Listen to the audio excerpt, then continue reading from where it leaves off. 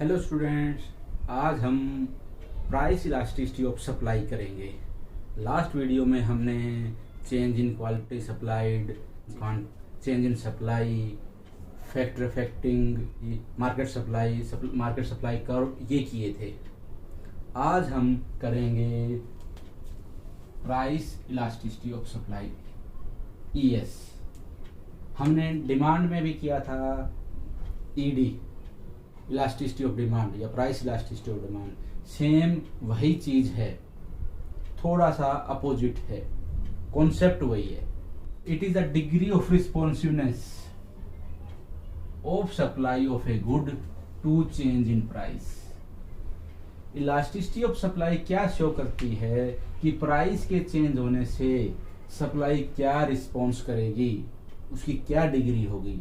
Price change हुआ, supply बहुत ज़्यादा चेंज हो गई, या थोड़ी सी चेंज हुई, या चेंज ही नहीं हुई, तो इस टाइप से। तो इलास्टिसिटी ऑफ सप्लाई बोले या price elasticity of supply, ES एक ही चीज़ है। In general elasticity of supply use करते हैं हम ईएस। तो it is a degree of responsiveness. किसका रिस्पॉन्स? सप्लाई का। सप्लाई का response to change in price. Price के चेंज होने से हमारी सप्लाई क्या रिस्पॉन्स करती है, उसकी डिग्री क्या है, ये है इलास्टिसिटी ऑफ सप्लाई। अब इसको कौन कौन से फैक्टर डिटरमाइन करते हैं कि इलास्टिसिटी ज़्यादा होगी, इलास्टिसिटी कम होगी या जीरो, उसको कौन कौन से फैक्टर्स अफेक्ट करते हैं। सबसे पहला है change in cost of production. जैसे ही हमने प्रोडक्शन इंक्रीज की, फर्म प्रोडक्शन इंक्रीज करती है और इंक्रीज करने के साथ हमारी कॉस्ट है वो भी इंक्रीज होती जाती है। तो जो एडिशनल हम प्रोडक्शन कर रहे हैं, उस एडिशनल प्रोडक्शन से कोई फायदा नहीं होगा, क्योंकि ज़्यादातर पोर्शन हमारा कॉस्ट इंक्रीज होने से उसी में लग जाएगा। तो जो प्रॉफिट है वो प्रॉफिट नहीं हो पाएगा। तो इस केस में जो प्रोड्यूसर है या फर्म है वो कम प्रोड्यूस करेगी, तो इलास्टिसिटी हमारी लेस इलास्टिक होगी।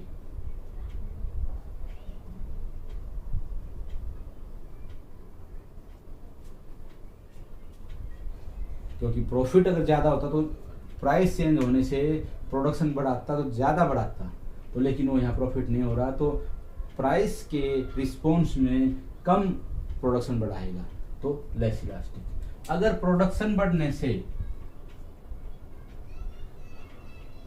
हमारी कॉस्ट बिल्कुल थोड़ी सी बढ़ती है या इनसिग्निफिकेंट बढ़ती है, तो उस केस में क्या होगा, हमारा इलास्टिक होगी ईएस। इलास्टिसिटी ऑफ सप्लाई हमारी इलास्टिक होगी। तो जैसे ही प्राइस चेंज होगा तो वो प्रोडक्शन को इंक्रीज करेगा प्राइस बढ़ने पर, और कम होने पर कम कर देगा, तो इलास्टिक होगी। सेकंड है नेचर ऑफ कमोडिटी। नेचर में हमारी क्या आएंगी, वही हमारी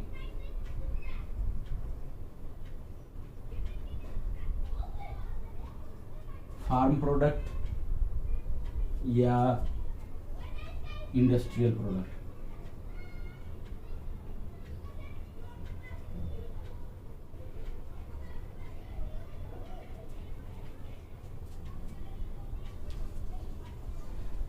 फार्म प्रोडक्ट जो कि हमारे पेरिसेबल गुड हैं या ड्यूरेबल गुड हैं।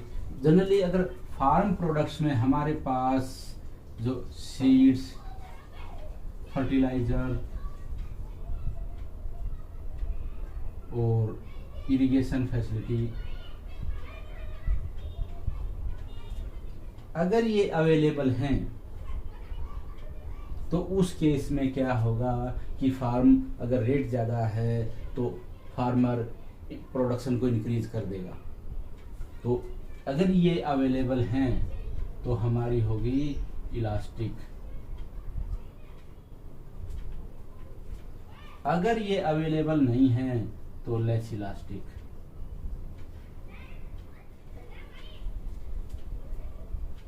अब सेम इंडस्ट्रियल प्रोडक्ट्स में,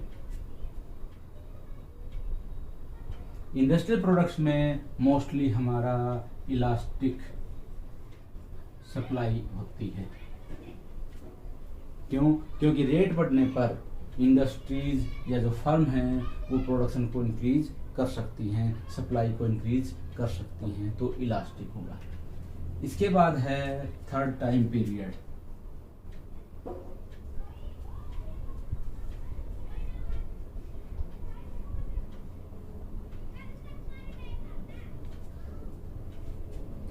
अगर प्रोड्यूसर के पास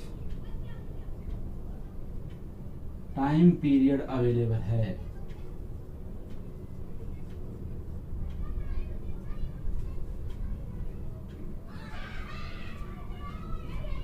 तो उस केस में क्या होगी? हमारी ईएस हमारी इलास्टिक होगी।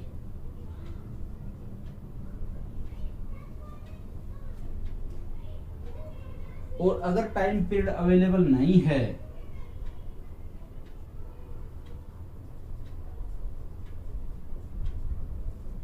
कि ये कहते हैं कि ठीक है जी, मुझे 2 दिन के अंदर इतनी यूनिट चाहिए, तो उस केस में क्या होगा कि लेस इलास्टिक। कि टाइम कम होने पर प्रोड्यूसर थोड़ा बहुत सप्लाई इंक्रीज कर सकता है, जो उसके पास स्टॉक है, या थोड़ी सी वैसे बढ़ा दी। अगर कम टाइम है तो वो प्राइस के चेंज होने से सप्लाई चेंज नहीं कर सकता इतनी ज्यादा, तो लेस इलास्टिक। फोर्थ है अवेलेबिलिटी।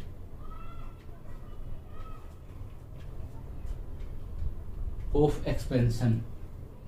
अगर प्रोड्यूसर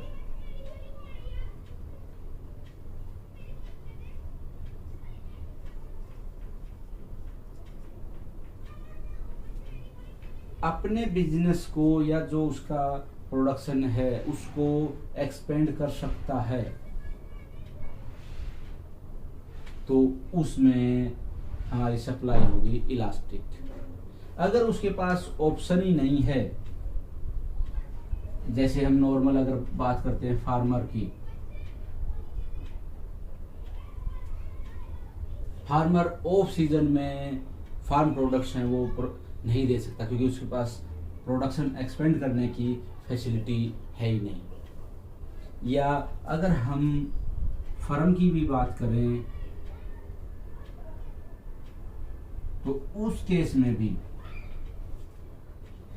अगर अवेलेबिलिटी नहीं है, उसके पास raw material, electricity,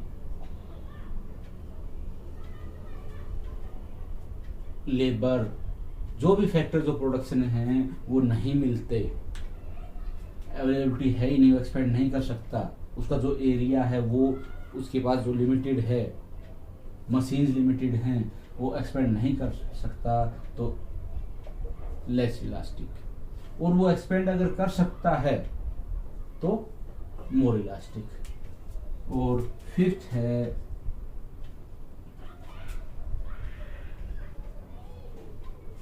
behaviour of producer. Generally क्या है कि अगर प्राइस बढ़ गया तो सप्लाई भी बढ़ेगी। जनरल टेंडेंसी है कि प्राइस के साथ हमारी सप्लाई बढ़ेगी, इस केस में इलास्टिक होता है। लेकिन जो रिच कंट्रीज हैं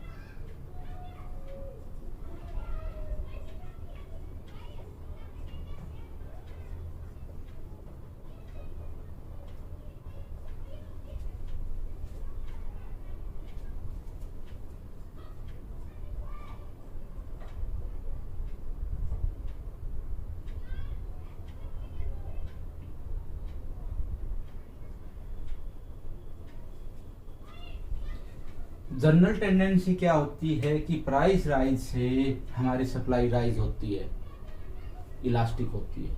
लेकिन रिच कंट्रीज में जो बिहेवियर है वो उल्टा होता है। अगर हम फार्मर की बात करें उस में, तो फार्मर के पास रिच कंट्रीज में जो बेसिक नीड्स फुलफिल करने के लिए, अगर ये लगा लो हमारे पास 500 रुपए की या 5,000 रुपए की पर मंथ रिक्वायरमेंट है और किसी चीज का प्राइस डबल हो गया, तो क्या होगा कि उसकी हाफ क्वांटिटी सेल करके उसको 5,000 मिल जाएंगे, तो उसकी बेसिक नीड्स हैं वो फुलफिल हो गई। तो इस केस में प्राइस राइज होने पर सप्लाई इंक्रीज नहीं करेगा वो, बल्कि जो अवेलेबल हैं उनके भी कम सेल करके वो उतने पैसे अर्न कर लेता है जितने वो सारी यूनिट सेल कर रहा था प्रीवियस प्राइस पर। तो इस केस में क्या होगा कि प्राइस राइज होने पर सप्लाई इंक्रीज होने की बजाय कम हो जाएगी। तो ये हमारा इलास्टिसिटी ऑफ सप्लाई और उसके फैक्टर्स हैं।